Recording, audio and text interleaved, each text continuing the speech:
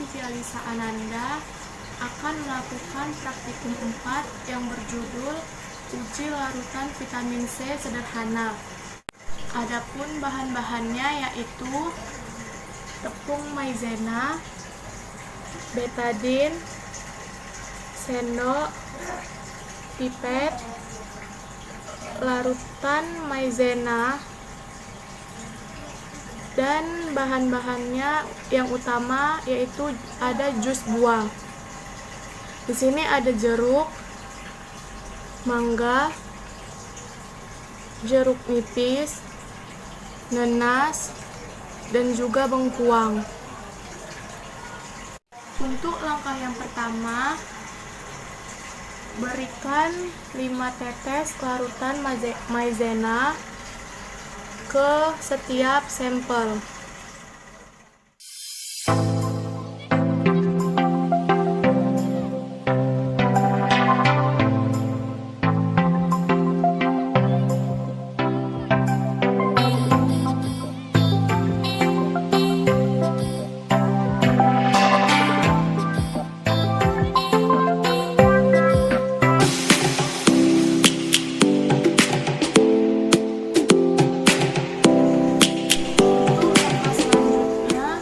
Berikan 1 tetes betadine pada setiap jus buah.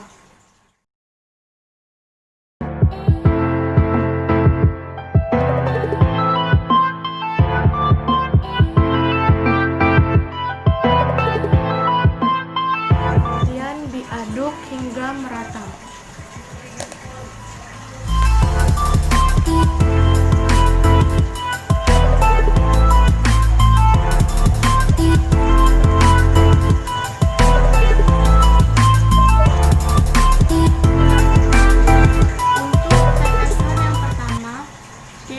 Terjadi perubahan pada sampel. Selanjutnya, kita akan memberikan beberapa tetesan betadine lagi.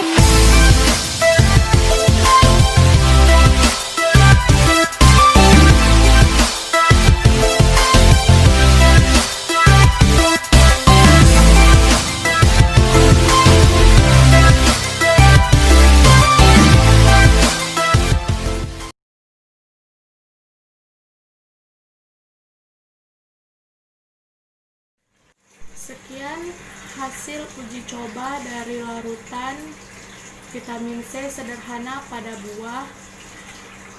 Assalamualaikum warahmatullahi wabarakatuh.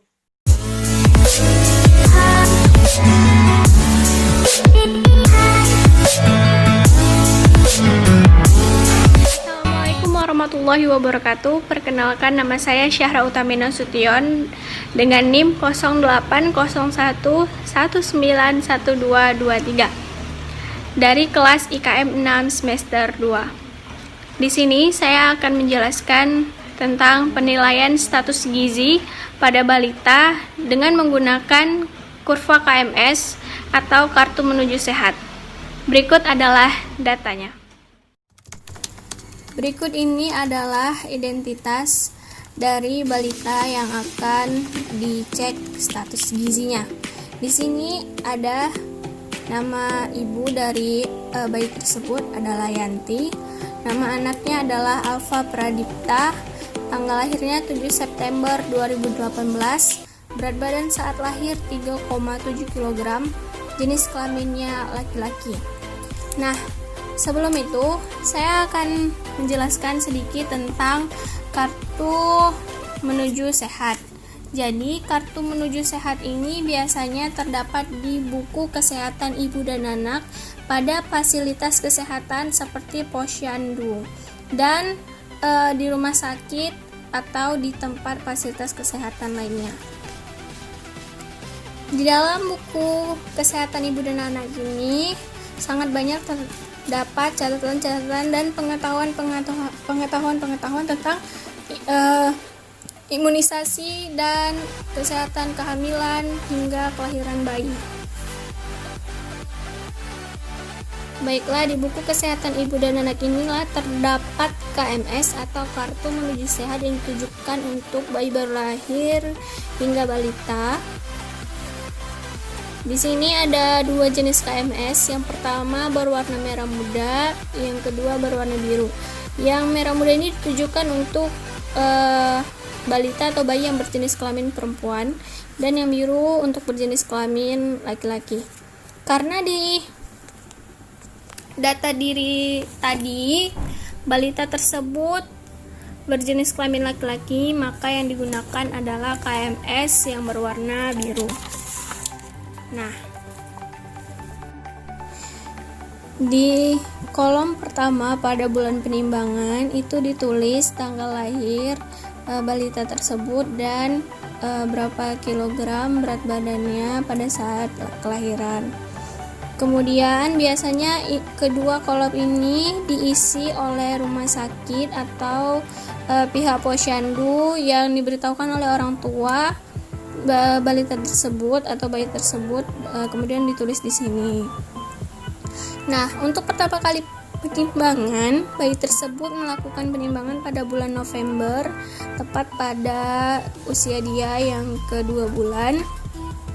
Bayi tersebut melakukan penimbangan dan hasilnya menunjukkan angka 5,8 kg. Nah, untuk 5,8 kg dilihat dari tabel berikut. Ini adalah berat badannya.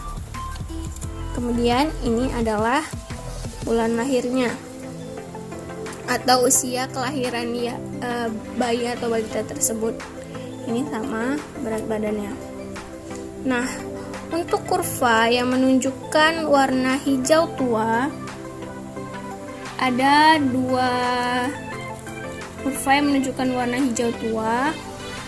Ini adalah kurva yang sangat baik penilaian status gizinya. Untuk kurva yang kedua ini adalah hijau muda. Hijau muda ini masih cukup baik status penilaian gizinya. Sedangkan yang kuning ini bisa jadi kurang baik atau memburuk.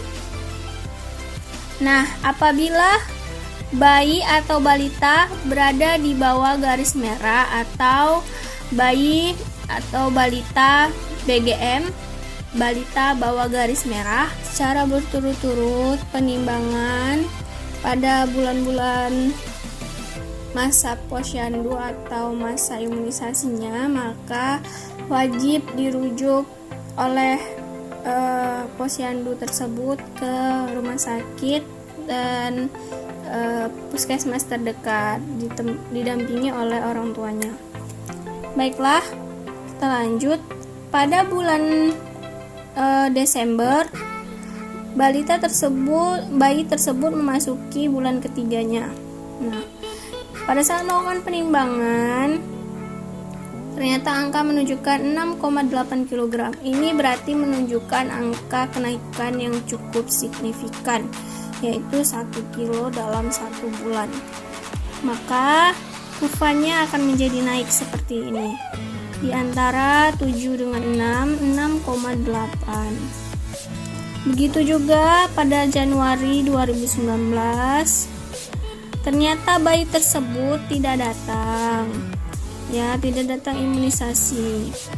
Begitu juga timbangan selanjutnya. Nah, bayi ini atas nama Alfa Pradipta ternyata memiliki penilaian status gizi yang sangat baik karena berada di zona hijau tua yang berturut-turut tidak mengalami penurunan.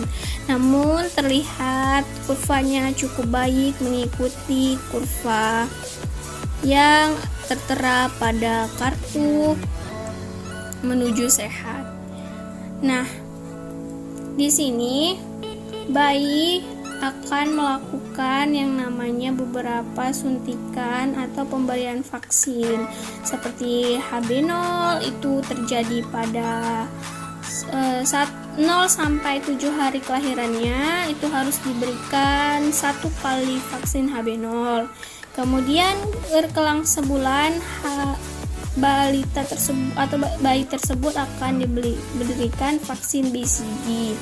Lalu berlanjut kepada polio, DPT HB yang pertama, kedua, kemudian polio kedua, dan selanjutnya seterusnya seperti itu. Pada akhir vaksin tersebut adalah campak. Campak ini biasanya dilakukan pada bulan ke-9 balita tersebut.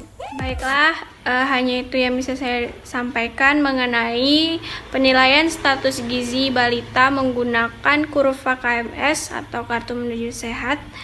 Sekian dari saya. Apabila ada kekurangan dan kesalahan, saya mohon maaf. Wabillahi taufik wal hidayah. Wassalamualaikum warahmatullahi wabarakatuh.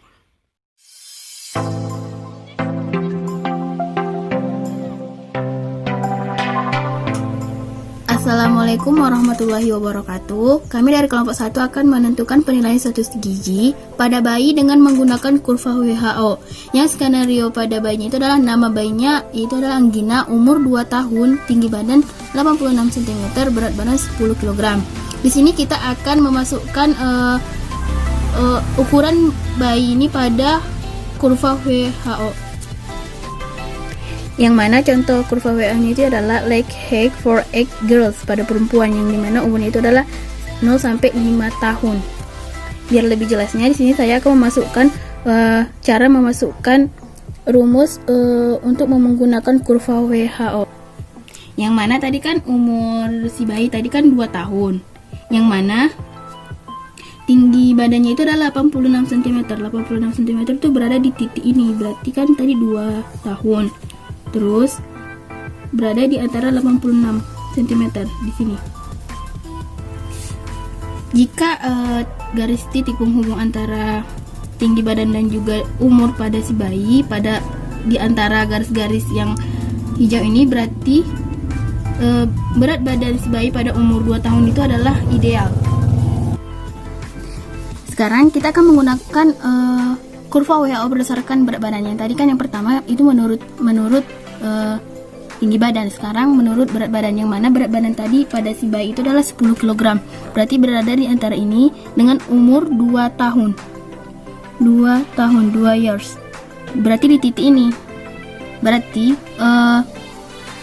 berat badan pada si bayi dengan umur 2 tahun yang tadi yang bernama Anggina itu berarti dia ideal.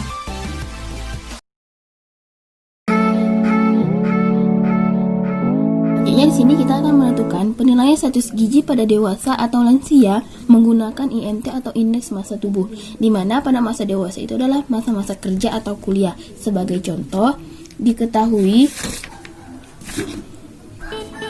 berat badan sama dengan 60 kg, tinggi badan sama dengan 172 cm, umur 20 tahun. Yang ditanya itu adalah status gizi. Penyelesaian, di mana rumus IMT itu adalah sama dengan berat badan per tinggi badan pangkat 2 meter. Sama dengan yang mana berat badan itu adalah 60 kg dan tinggi badan itu adalah 1,72 pangkat 2 meter. Yang hasilnya adalah 20,5. Setelah hasil sudah dapat yaitu adalah 20,5, selanjutnya kita akan menentukan nilai IMT-nya, di mana 20,5 itu berada di antara 18,5 sampai 24,9, yang artinya berat badan pada dewasa tadi yang umur 20 itu adalah ideal. Selanjutnya adalah fisiologis pada dewasa itu adalah sedentary lifestyle, penurunan hormon, penurunan fungsi organ, pola diet dipengaruhi lingkungan, dan juga pada perempuan juga dipengaruhi oleh fase kehamilan, fase menyusui, dan bahkan menopause. Cukup sekian yang dapat saya sampaikan. Jika ada kata yang salah saya mohon maaf. Wassalamualaikum warahmatullahi wabarakatuh.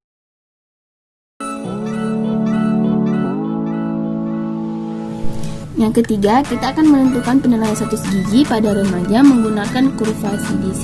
Sebagai contoh, diketahui tinggi badan aktual sama dengan 130 cm. Ini pada laki-laki ya. Berat badan aktual sama dengan 22 kg.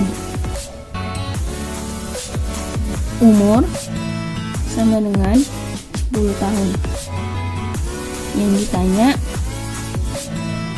status gizi. Sebelum kita menentukan status gizi, alangkah baiknya itu kita terlebih dahulu menentukan berat badan ideal pada si anak. Sekarang kita akan menentukan bagaimana sih cara menggunakan kurva CDC untuk mengetahui status gizi pada si anak. Tadi kan sudah kita ketahui berat badan aktual sana itu 130 cm. Terus kita tarik garis tegak lurus ke kanan dengan persentil 20. Terus ini berada di atas sisi di sini. Terus kita tarik garis tegak lurus ke bawah di antara 8 sampai 9. Ternyata tinggi badan pada sana 30 cm itu adalah antara kisaran umur 8,5 tahun. Terus kita tarik lagi ke atas dengan persentil 50 dan berada di titik sini. Terus kita tarik lagi garis tegak lurus ke sebelah kiri, dan ternyata berat badan anak yang ideal itu pada umur 8,5 tahun itu adalah 29 tahun. Setelah kita sudah menentukan status nilai menggunakan kurva CDC, terus kita akan menentukan status gizinya, yaitu di mana rumusnya berat badan aktual per berat badan ideal dikali 100, di mana tadi kan berat badan aktualnya itu adalah 22 kg. Terus berat badan ideal tadi sana itu adalah 29 dikali 100 sama dengan 76%, di mana setelah kita menentukan nilainya, terus kita akan melihat nilai pada Waslow tahun 1972, di mana 70% itu berada di antara 70 sampai 90%, yang dimana gizi pada si anak ini adalah obesitas, dia kelebihan gizi. Dimana masalah gizi pada remaja itu adalah sebagai jenisnya itu adalah dimana gizi kurang atau kurang asupan itu mengakibatkan pada si anak itu anemia atau defisiensi vitamin, dan patologisnya itu adalah mengalami trauma atau injury atau penyakit infeksi, TB, diare, HIV, PMS atau STD. Dan apabila dia pada remaja itu gizi lebih atau kelebihan asupan, dia mengakibatkan obesitas. Sedangkan yang berhubungan dengan asupan itu adalah gizinya itu adalah berlubang, pika, anoreksia, dan bulimia nervosa.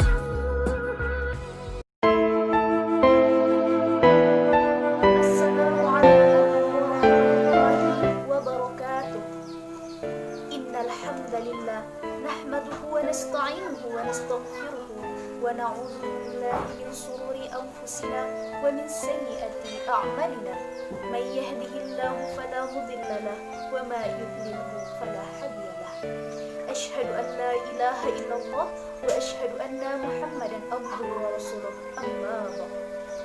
Puji syukur kita sampaikan kehadirat Allah Subhanahu wa Ta'ala, di mana yang telah memberikan kita rahmat inayahnya sehingga kita masih dalam keadaan sehat walafiat seperti sekarang ini. Sholawat bertangkaikan salam tak lupa kita sampaikan kepada baginda Rasulullah Sallallahu Alaihi Wasallam yang telah membawa kita dari zaman kegelapan menuju zaman yang terang benderang.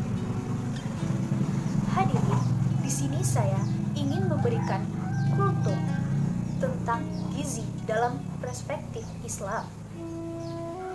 Hadirin, Islam telah mengatur seluruh aspek kehidupan manusia, termasuk dalam bidang kesehatan.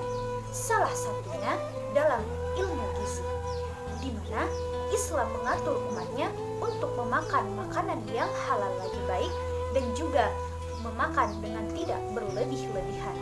Sebagaimana dalam Quran Surah Al-Baqarah ayat 168 yang berbunyi, A'udzu billahi minasyaitonir rajim. Bismillahirrahmanirrahim. Ya ayyuhan nasu kulu mimma fil ardi halalan thayyiban wa la tattabi'u khutuwati syaitan innahu lakum aduwwun mubin.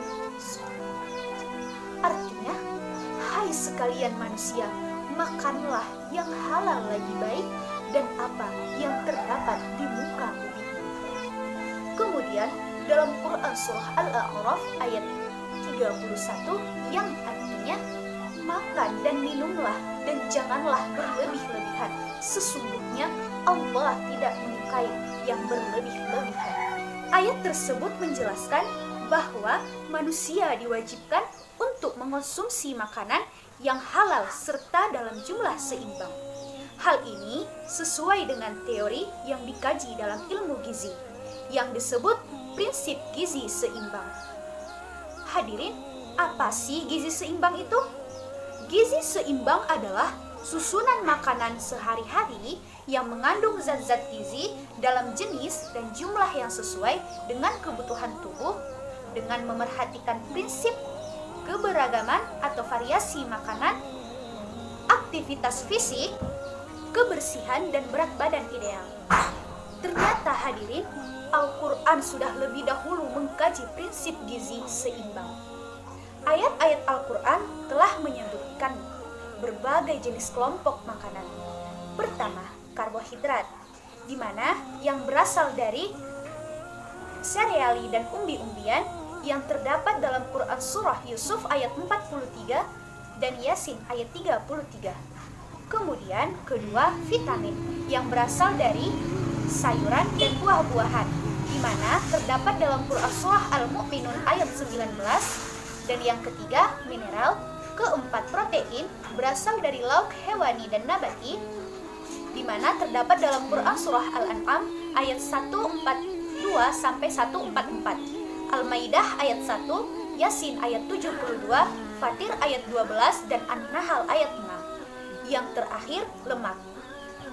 Kemudian kita juga harus membatasi asupan gula, garam, dan juga minyak. Hal ini sesuai dengan teori gizi seimbang, di mana tidak ada satupun jenis makanan yang mengandung semua jenis zat gizi yang dibutuhkan tubuh secara sempurna, kecuali air susu ibu, yaitu ASI untuk bayi umur 0 sampai 6 bulan. Hadirin, namun Allah pun telah memerintahkan umatnya untuk tidak makan dengan secara berlebih-lebihan, yaitu proporsi makanan yang sesuai dalam jumlah yang cukup, tidak berlebihan, dan dilakukan secara teratur. Baiklah hadirin, sampai disinilah yang dapat saya sampaikan. Semoga dapat bermanfaat bagi kita semua, terutama bagi diri saya sendiri. Jika ada kata-kata saya yang salah, mohon dimaafkan. Kepada Allah saya mohon ampun. Fastabiqul khairat, akhirul kalamina. Wassalamualaikum warahmatullahi wabarakatuh.